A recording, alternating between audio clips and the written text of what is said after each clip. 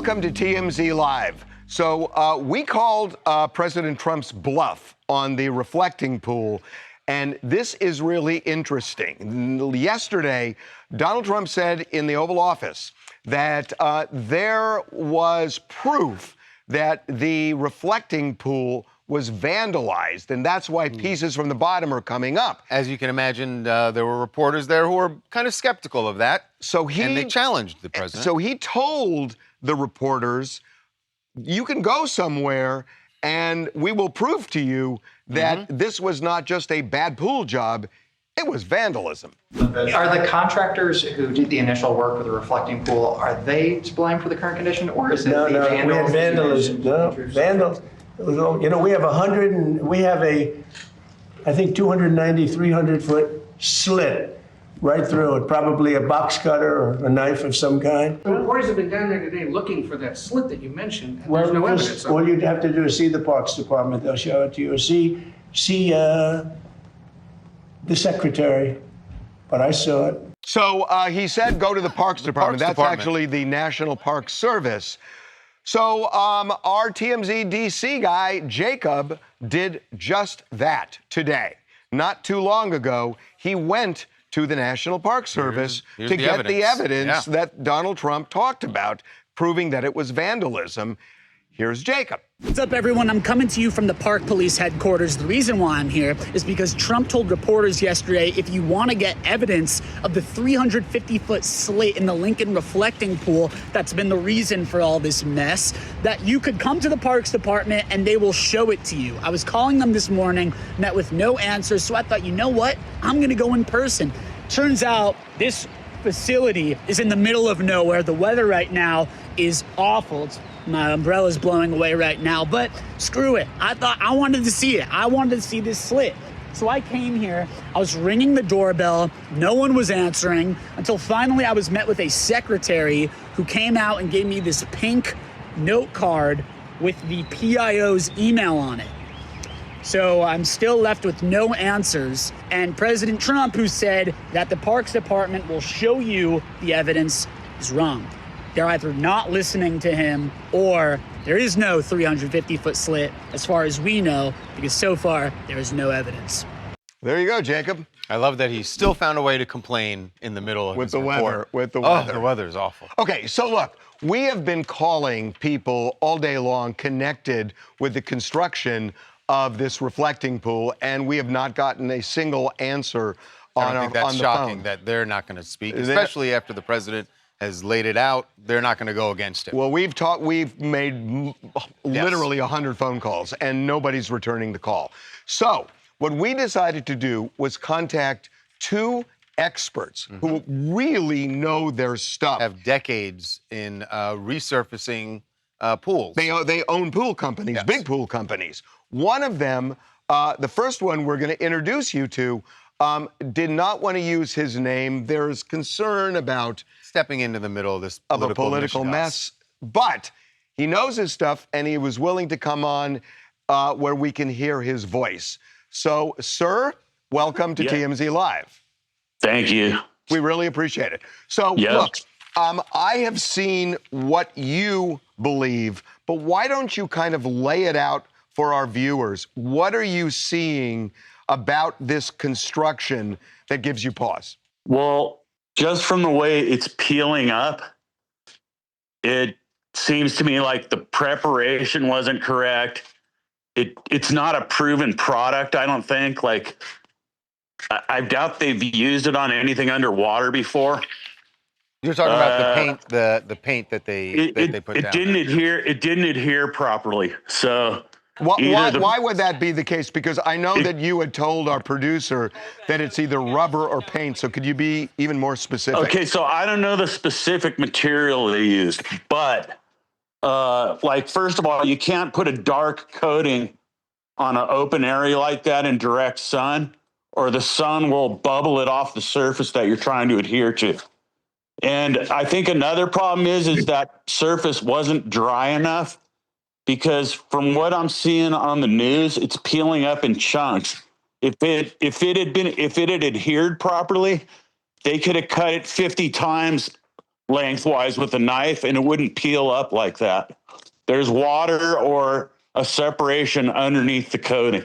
Okay. And it has nothing to do with peroxide. I mean, that coating should be chemical proof. It didn't bond correctly. Yeah, there were some people who speculated that once they poured the chemicals in to break down the algae, that maybe that damaged the surface. Yeah, and you're that's saying not that it. that wouldn't be it. From the way it's peeling up, it's all adhesion. It didn't adhere. It doesn't have any structure in it. I do coatings on swimming pools that have fiberglass in it. The fiberglass is like a skeleton in there. It holds everything down and together.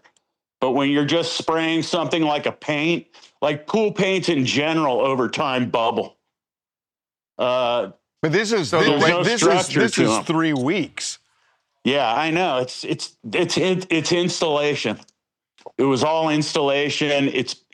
It seems to me from what I've heard, it's like truck Right. bed lining.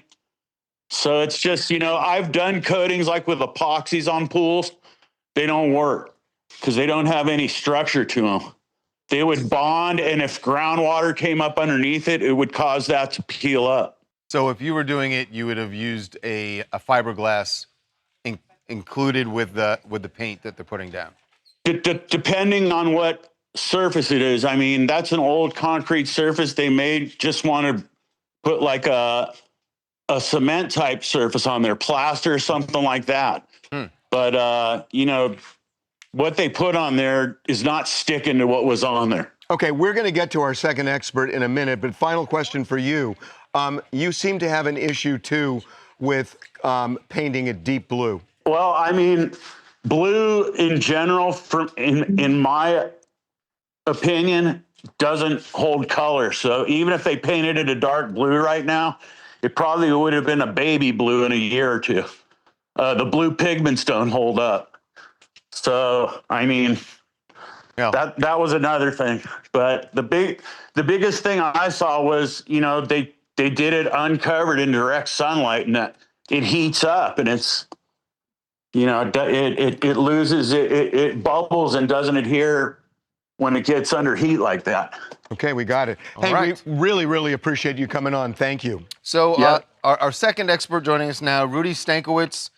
You may know him if you're a pool enthusiast. You may listen to the Talking Pools podcast, and he has more than 30 years of experience in the industry. He's joining us now. Rudy, welcome to TMZ Live. Thank you for having me. This is fantastic. I'm happy to be here. We really appreciate it. So you heard what the gentleman said before you. I did. Do you co-sign or have issues? I don't agree on all points. I agree on the his final decision, his final diagnosis. I don't agree on the way that we got there.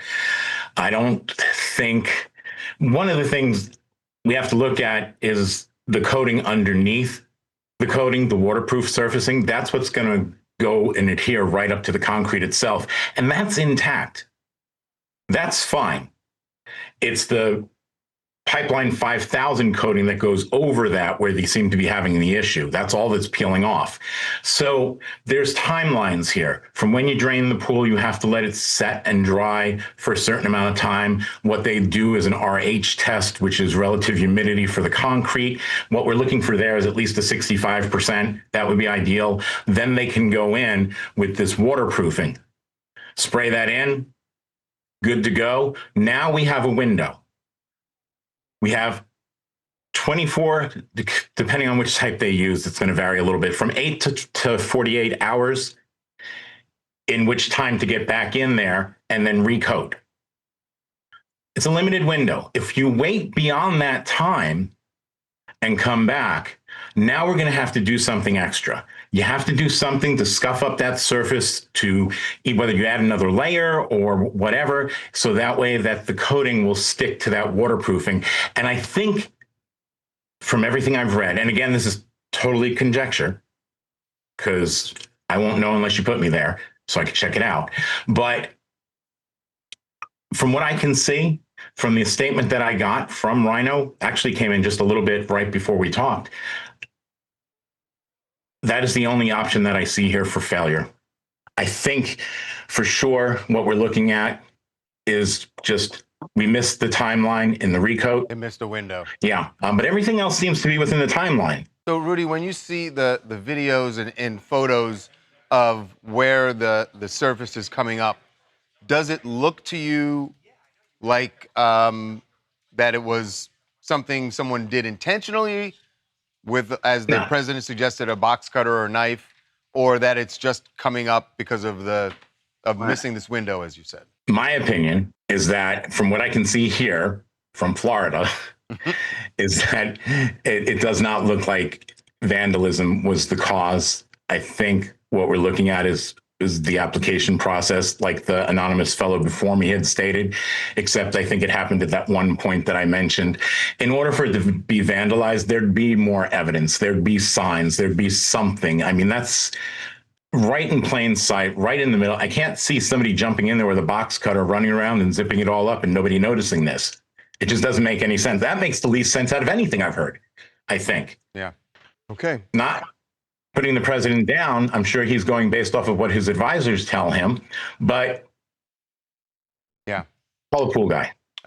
I hear you. Well, listen, Rudy, you're the pool guy. Sounds like the administration might want to get you or our previous guest on the line just for some advice. I would be happy to fly out there and get this taken care of. But I'll tell you what, if we're shooting for the 4th of July of having that thing clear, better sooner than later. Yeah. At this point in time, it can still be done. But okay, Rudy, we really appreciate the man. time. Thank you. All right. I appreciate you guys. Thanks for having me on. You're great. Coming up. Savannah Guthrie made a tearful plea once again this morning. It is really heart-wrenching. But first, we should talk about the confusion over the sequence of events that happened in the week following the kidnapping. Be right back.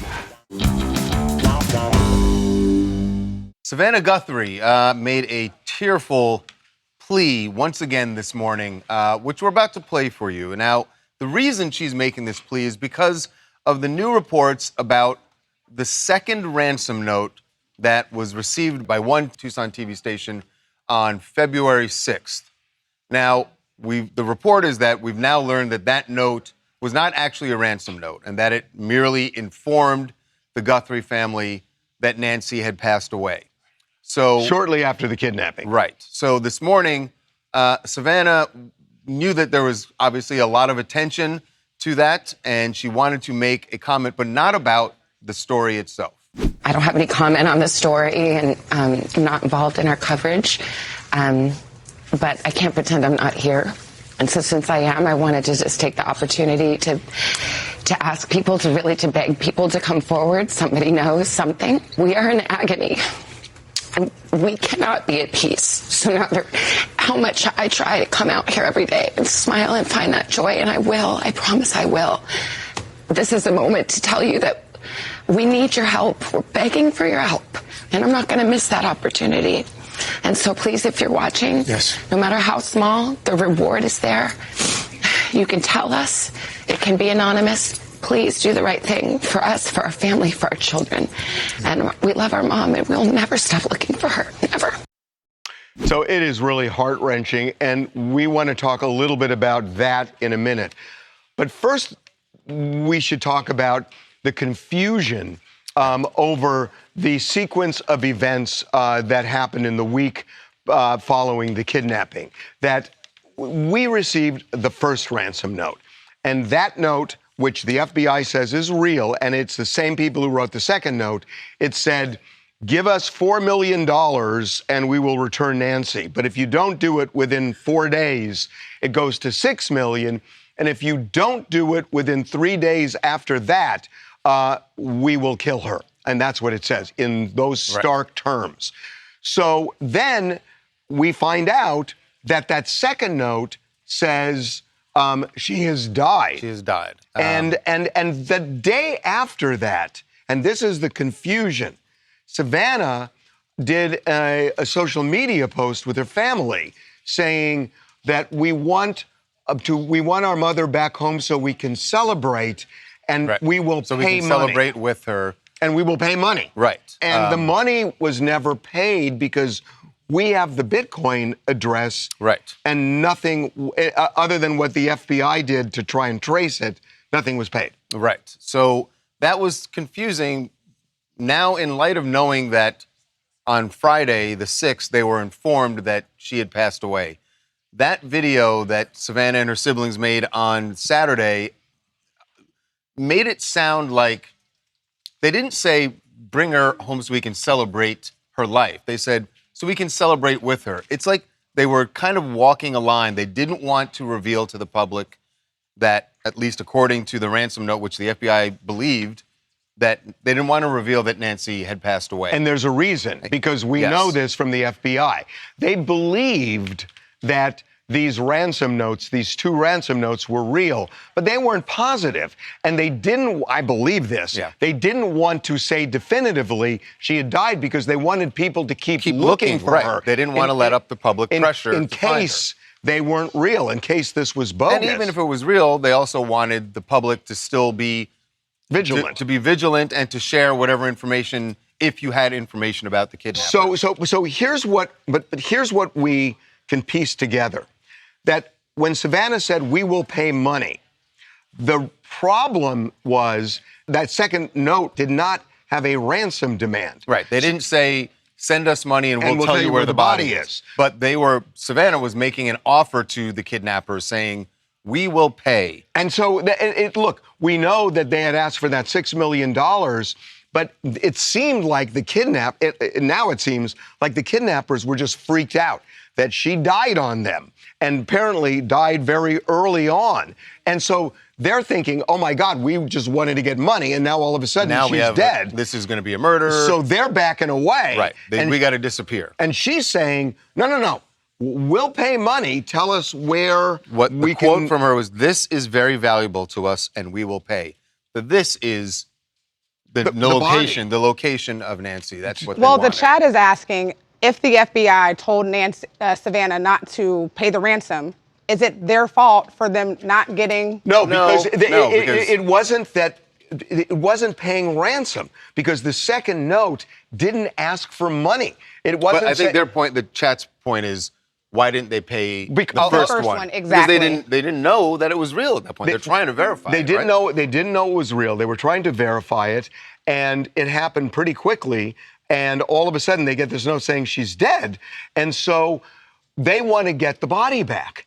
But if they pay the $6 million, they're talking to kidnappers who seem to be freaked out that they she still died. had the second deadline, which was the 9th, I believe. That had passed. No.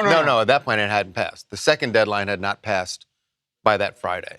No, you're right. The second deadline died. But Nancy, as it turns out, according to this note, died before they even got to that. But they could have said, you give us that $6 million and we'll tell you where the body is. They didn't do that. Right. They didn't do that. So she's saying, look, what do you want? We'll pay money. Tell us where the body is. And they never responded. And the only way that they could get that, they had to make this public video. It was the only way to communicate with whoever the abductors were. And they're just desperate to, now they want this, obviously they want her body, but they want the public, as you heard her say, someone come forward and tell us who's responsible for this. And so because they want justice. So two things about the FBI. So one is that this case, I know people are saying there's activity. It's gone cold. And I have talked to somebody in the FBI who told me that the way they see it is that they will solve this case in 6 months or 2 years. Somebody's going to go to a bar and somebody's going to start bragging or talking, or an ex-girlfriend is going to start say something in revenge. Yeah. And that they feel that's the way they're going to solve it. But the final thing is, and I'm telling you, we got a dozen emails from a guy who said he knows who the kidnappers are and where Nancy Guthrie's body is. He said he knows. He said they were in Mexico. And we had a sense that this was real. Yeah. And a month ago, and the FBI was talking to us all the time. And a month ago, we called and said, look, what if we do a documentary, pay that, and maybe it'll lead to the body? And they just went radio silent. I called twice today, and nothing back. Nothing, yeah, they're just, for whatever reason, and it's just weird to me, they have just gone absolutely silent. Hi, my name is Mark from Boston, Massachusetts. And my big thing is with Savannah's plea today is just, it's so gut wrenching. It's so sad. But the issue and the frustration that I have is just, we don't have anything new to go off of. We want to help the family, want to help look for her, but we don't have anything new to go off of. It's almost help us, help you. I know some information is close to the vest, but we need something to help Savannah and the rest of the Guthrie family. I don't know if the FBI has anything. Yeah. From everything I can gather, they don't. Coming up, everyone recognizes Paris as an incredibly romantic city, right? Well, I think our old friend Clavicular is putting the power of Paris to the test. Will it be enough for him to hook up with Sophie Rain, the famous OnlyFans model who allegedly claims she is a virgin? Be right back. TMZ's got every freaking thing. Big celebs, big stories, big events. Donnell Rawlings took TMZ DC on a city tour. You know what the irony of this is? A black man takes a white person to the White House. It's TMZ. Everyone recognizes Paris as an incredibly romantic city, right?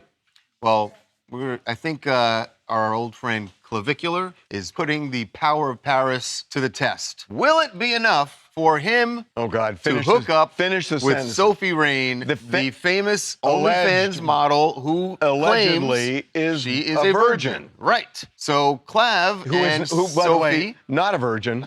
Clav, definitely not a virgin. The looks-maxing social media star. So he has gone to Paris with Sophie. And he is recording it all. And so on a level, I feel like such a chump for even talking about this. Because you know what they're really doing. Well, this is for media attention. Right. And so that's their jobs. But at the to get as much attention. But at the same time, it's that he's with a virgin, allegedly. Uh-huh. And that's the thing that is intriguing about this. I mean, the thing that they have in common is there's no two people who love headlines more than these two. What did you call it in the morning? Yeah, what did I say? Said headline merchant. She's a headline merchant. I love that. But we are being told from Sophie's side that apparently they did hit it off and are planning on hanging out again in the United States. Shocker, but we're going to get more content. There's no PDA really between them. Nothing. They don't touch. No. And she seems not really into the date at this moment. Who would you never collab with? You were on my list for a while, not gonna lie. Yeah. You were on my list for a while, but I got over it because, you know, it's online. Changed. I feel like over the past 2 months, myself, I've just gotten over a lot of things. So, you know, it's whatever. Yeah. People online will say whatever they want to say about you, but like deep down, as long as you know who you are inside, like who gives a Also, like during the Piper stream, I apologized for it, for like whatever I said. Yeah, I did see that actually. Yeah. Yes, I did see that. That definitely had a lot to do with it also. What did he say about her? So clearly he had talked some trash about her in the past. He's been very vocal about how he doesn't really respect OnlyFans girls and putting all that on the internet. So, but here he is. Wait, how can he say doesn't that? respect them putting? I think this guy's on the internet hitting himself with a hammer. I don't think he's talking about I think he just doesn't respect their line of work. Not so much like being a clout chaser on the internet because that's all he. What he does. Oh, so what you do you know what's really funny? Clout. No, because he's considered like one of these bro guys who has, views women in a very traditional way. Right. Which is kind of counterintuitive from what you see with him. But I don't know why I got you sucked love in. This guy. Yeah, dude. I don't know why I got sucked in. I don't get it. No, I'll tell you seriously why. don't No, get it. I'll tell you why. Because I'm amazed at how he took this concept and sold it to the public. Looks smash. Yeah. My name is Ayana from Mooresville, North Carolina. I'm going to have to agree with you guys. I would say, being that she is a virgin, she's a diehard virgin, I can see how they link up with being a traditional man. However, this is what the internet does. We see a couple in public and we automatically assume wedding bells. We're going to have to follow this a little more closely. No, we definitely did not say wedding bells. That's not what we thought he was going for. No, I don't think that's not his goal. At all. One night. Coming up. Literally 10 minutes ago, I was contacted by somebody in the FBI, and I am allowed to say this. Be right back. Welcome back to TMZ Live. We told you earlier in the show that there is somebody who has been contacting us since Nancy Guthrie's kidnapping, saying they knew who the kidnappers were and where Nancy Guthrie was, or where her body was, and that the FBI had been ghosting us because we had suggested maybe we could do a documentary where we pay the money. And there was something going that they wanted. And there was something going on where the FBI just did not respond to us. Literally 10 minutes ago, I was contacted by somebody in the FBI. And I am allowed to say this, that number one, what we said earlier in the show, that Savannah Guthrie didn't pay the ransom money from the first note because that second note didn't make a ransom demand, but just said she's dead, right.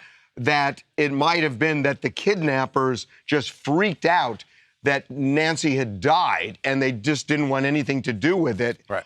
And then the video that Savannah made was because she didn't know. She said, look, I will pay money, tell us how to get our mom back, and they didn't. And that was because they just freaked out. So that video was just an outreach, hoping that someone would contact them with the information. They said our take was their take as well, in terms of what had happened. That's number one. Number two, this person who had contacted us numerous times, nearly a dozen times, saying he knew the identity of the kidnappers and where Nancy was, we were told, well, I was just told two things. One, stand down on the notion of doing a documentary because they are not only looking for that person, but believe they can find that person. And they are actively engaged in that right now. And even though that person was using a male name, actually several names, with the same the same Bitcoin address, that it could well be a woman. But they are on it, and that they are actively looking and believe they can find this person. I am allowed to say that. We know they spent a lot of time looking over, how do I describe it, digital trace evidence of the communications we got. Right. We know that they poured over that. Final thing that I was told was something I was told earlier. They were tripling down on this, saying that even if they don't find this person, they believe this case will be solved. Somebody's going to go to a bar in 6 months, a year, 2 years. Yep. A lover scorned is going to say something to police. They believe eventually this case is going to be solved. And they say that from experience. That's right. Happened in so many cases before. So hopefully it does this time. Well, Oprah Winfrey is revealing something about Whitney Houston from a 2009 interview when Whitney was on Oprah's show. And Oprah was revealing this over in France. She's getting an award from the Cannes Film Festival. And the story is really about her relationship with her audience and how much trust they had in her and she had in them. And it was never more evident to her than when Whitney Houston came on in 2009 and was clearly under the influence of drugs, and something awful happened. And this was Oprah's reaction. I had such trust from the Oprah show audience that Whitney did, I think it was her last show with us, and she had gone back on drugs. The first interview I did with her when we'd gone behind stage and I asked her about her attention, she was clean. But the day she came to my show then to perform in front of the audience, she was not. And she fell off of the stage. And I knew that if that story got out that she'd fallen off of the stage, that she would be destroyed by that. And so even though the audience was there and the audience had cameras, I begged them not to put those pictures out because it would ruin her life, and they did not. It really is remarkable. By the way, she goes on to say that probably wouldn't happen today. But it is remarkable yeah. that something happened in 2009. To Nobody's talking about to Whitney Houston. Right, to Whitney Houston, there was an audience full of people, and nobody, just because Oprah asked them to, nobody not only didn't put out a photo, but they didn't talk about it. But remarkable in a good way, though. I mean, it's remarkable in that. Oh, sure. Hey, let's not embarrass her. No. It's she remarkable dies of an overdose. that nobody. No, as sure, Oprah said, but you're not. Look, Oprah Winfrey nor the audience did Whitney Houston any favors there by hiding that and covering that. Somebody should have done something, and perhaps Whitney Houston would be alive today. Well, you can't but lay, hey, we didn't embarrass her. At least. You can't lay that on her. But look, I mean, I don't know. You can never help somebody when you. No, but we're looking at it through a lens of yes, we know that 3 years later she died from an overdose. Maybe, and it's not an Oprah. But maybe the way you're saying it is that people need to hit rock bottom sometimes before they want to get help. My name is Elle. I'm from New Jersey, Essex County, just like Whitney Houston to be specific. And I don't understand this. Oprah Winfrey instructed her audience to not share that camera footage or talk about it to then later come back and discuss it after Whitney Houston and Clive Davis were both gone. This is extremely weird and it is disrespectful to Whitney Houston's legacy. Oprah should have balled her own lips up. We didn't need this. Wow. An interesting take. Yes. An interesting take. Coming up. You know, it is now officially summer. Oh, do I know? Yes. Summer solstice. Summer's here, and the time is right for talking to Martha Reeves. She is dropping her first album in 22 years, and we are beyond honored to welcome Martha Reeves and her longtime producer, Chris Rowe, to join us here on TMZ Live. Be right back. You know, it is now officially summer. Oh, do I know? Yes. Summer solstice. Summer's here, and the time is right for talking to Martha Reeves. You messed up the lyrics, excited. Man. You messed up the lyrics. Those were the lyrics. I listened to here, it this and the time weekend. Is right. I listened to it. Talk to an absolute legend, Martha Reeves of Martha and the Vandellas. I cannot tell you how excited I am right now. I love Martha Reeves and the Vandellas. Martha is dropping her first album in 22 years. It is called Searching, and we are beyond honored to welcome Martha Reeves and her longtime producer, Chris Rowe, to join us here on TMZ Live. Thank you both for being here. Welcome to TMZ Live. Thank you. Thank you. You are just such a legend, and your songs have endured. They've endured so well. I listened to almost your entire greatest hits on Sunday when I was walking on the beach. I love your music. What inspired you to come back and do more after 22 years? I never stopped, baby. I've been recording all my life. I've never stopped. I listen to your music every weekend, and it endures so well. Why do you think that is? Because, there are a lot of songs that were kind of good back in the day, but you put them on the shelf. And with you, it is front row. And I'm really genuinely curious why you think, because it's not just Dancing in the Streets, but it's Heat Wave, it's in Nowhere to Run, it's all of your songs. Yeah. They just work in present day. I'm just curious why you think. Well, all is fair in love and war. And the songs all indicate the period of time that we were going through. I know we calmed a lot of civil rights movements. Yeah. And we introduced a lot of people to each other who were neighbors but weren't speaking. I know we broke down that barrier. Yeah. And I'm from the South, so it was always a good time for me to see the change and see it happen, see how music made a big difference. And the hate was turned into love. People love us. People love the Motown artists. Martha, there have been, full documentaries done about how important Motown was to the civil rights movement. And it's easy to see it now when you look back. I'm curious, when you were performing, did you feel that obviously you could see in the audience that there were, that you had white fans, but did you feel that it was actually making a difference in the country at the time? We know it made a difference. We know it made a difference. We saw barriers broken down by the people. We saw people get up and move those little lines that they would put between them and say, don't you cross that line and don't smile at those people, don't look that way. And people just broke the rules, and everybody got with Smokey Robinson talking about London. Everybody was Mickey's monkey. Everybody was a monkey.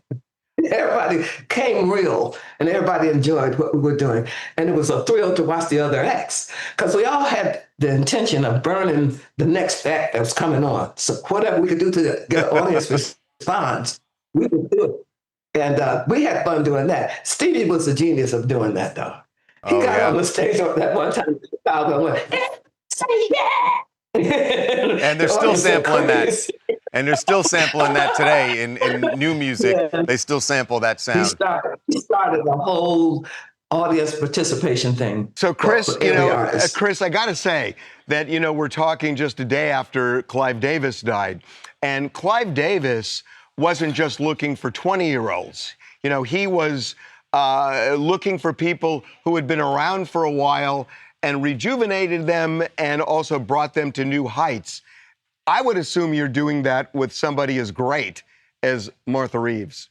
Well, the truth is, I've been Martha's manager for a while, and one of the things that I wanted was to have her still doing what she loves, but on a much larger level. I wanted people of this generation to know the name Martha Reeves, because Motown is forever. It'll never die. But you have to remind the young kids about it sometimes. And, the original concept for this album was jazz, but then it started to take a life of its own. And I thought at that point, why force it? There's no reason to force something. And it kind of went jazz and blues and R&B and some gospel.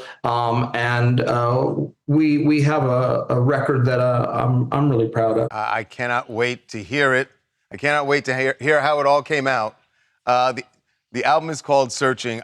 Martha, I have to tell you, and I know Harvey was like, falling all over himself because he's such a huge fan. And I am also.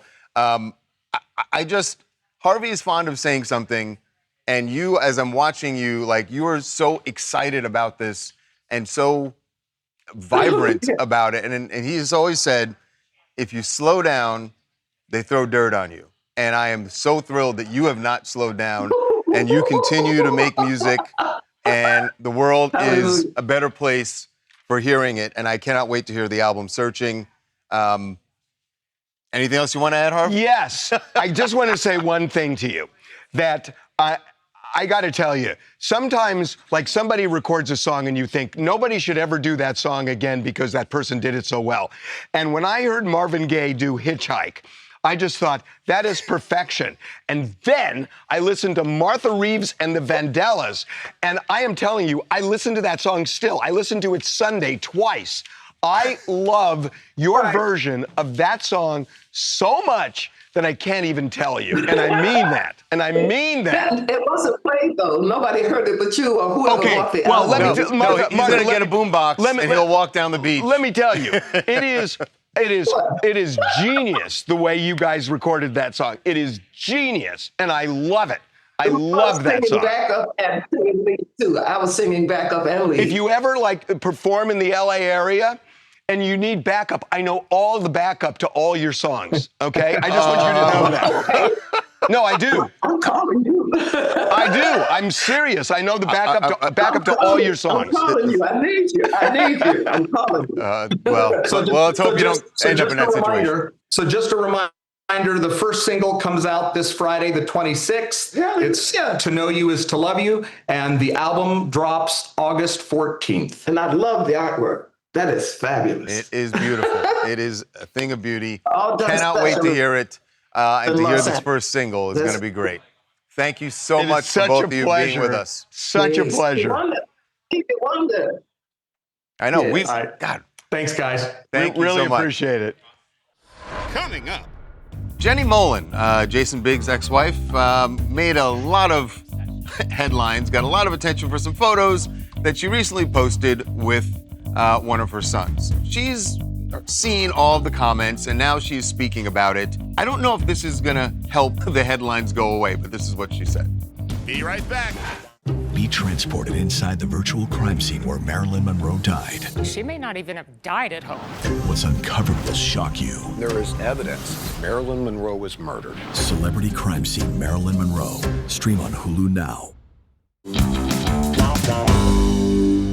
Jenny Mollen, Jason Biggs' ex-wife, made a lot of headlines, got a lot of attention for some photos that she recently posted with one of her sons, with her son, and people thought that the image of her hugging him this way was weird, and then her caption, "Your eldest son will be the most toxic guy you ever date," made it even weirder.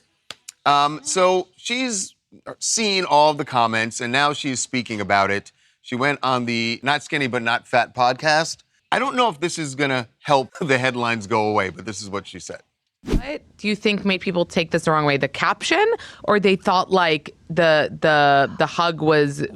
I mean, what do you think set people off? I think they thought that maybe the hug looked lascivious. I'm not sure. If you knew my son, like he's really the predator. You know what I mean? Like, he's the one who's all over me. I've been like trying to like lock him out of the bathroom for like the last 12 years. No, the bathroom was crazy. He just when wants he just wanted to go my to the undivided. bathroom. If I had made this joke a month ago, 2 months ago, it would have played differently. When you were married. Because, yeah, and I'm still married, but like When I was you were publicly like with a man. And I think that there's something about a woman who is not attached to a man that somehow reads as a threat. Yeah, the part that, the joking, and I know she was joking when she said, my son's actually the predator. And she was kidding. Of course she's joking, but you're making another joke, and she's saying the original was a joke. It's just joke on joke that if they don't land, I know, but that's what happens. It's like, you know, social media is going to criticize anything you do. And I hate to use these words. She was kind of asking for it. She knew what she was going to get with that. It's not like she's saying, oh my God. Were you saying she's a headline merchant? A headline, that is my favorite.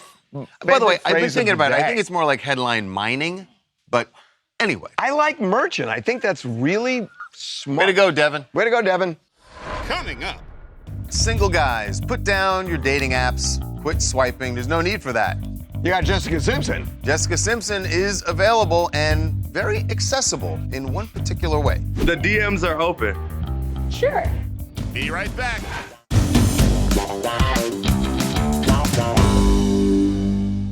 All right, single guys, put down your dating apps, quit swiping. There's no need for that.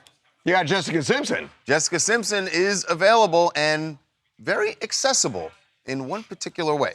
If somebody is really wants to get in touch with you and slides into your DMs, is that a bad way for them to do it? Because No. so the DMs are open. Sure. What's your best shot you've gotten from the DMs? I can't tell you that. That's kind of hope for a lot of guys, regular guys that could,